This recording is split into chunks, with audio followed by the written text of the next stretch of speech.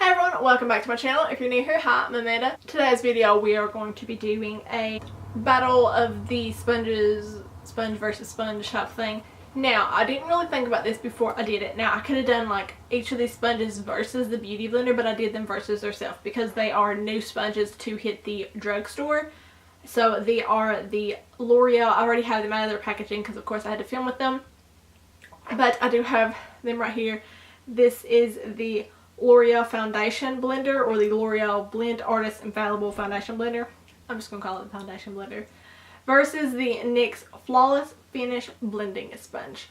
So I tested these against each other to see, you know, which one I liked, which one you should get at the drugstore if you are thinking about getting a new sponge or trying out sponges for the first time, or if you don't want to spend the money on a beauty blender. These are $7.99 each, so they're both exactly the same price. They are $12 cheaper than the beauty blender, and you'll see my thoughts in the video. So yeah, if you want to see the sponge versus sponge video, just keep on watching.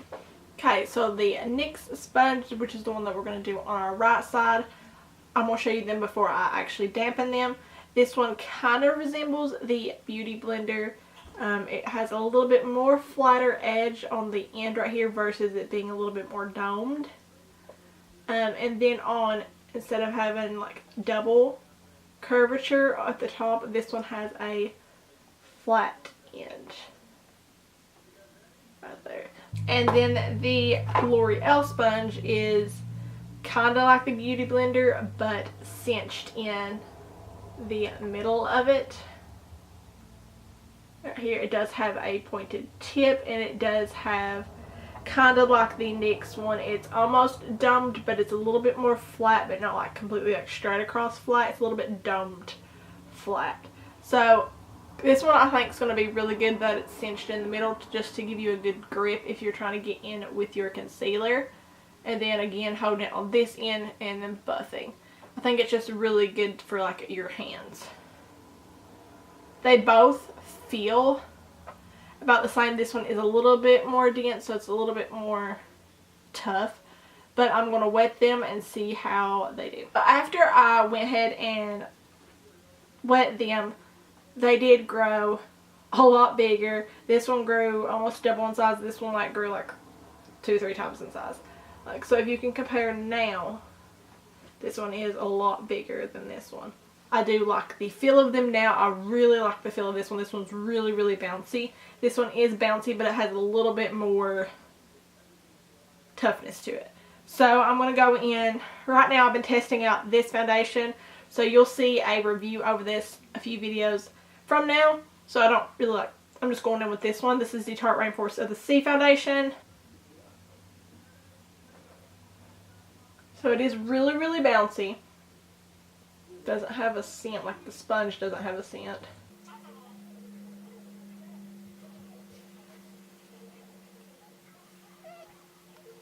Yeah, it's making it really sheer. Yeah, I feel like it's soaking up a little bit more product than the actual beauty blender does.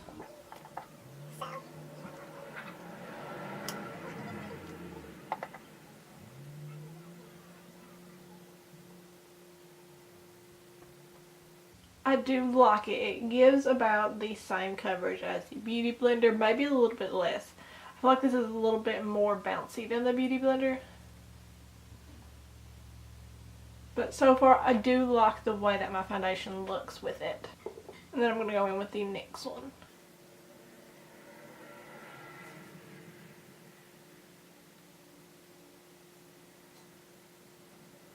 So now I'm going to try these sponges out with my concealer.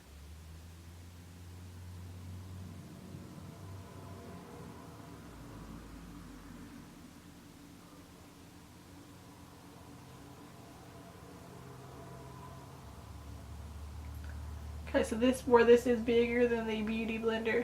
I do have to cinch it in like this to get around my eyes. Now you won't have to do that if you go on with your face first and then do your eyes, but typically I do my eyes first and then I go in with my face products. So right there, I mean, if you don't like doing that, then that's a problem, but It doesn't really bother me. I do like how this sponge blended out this concealer.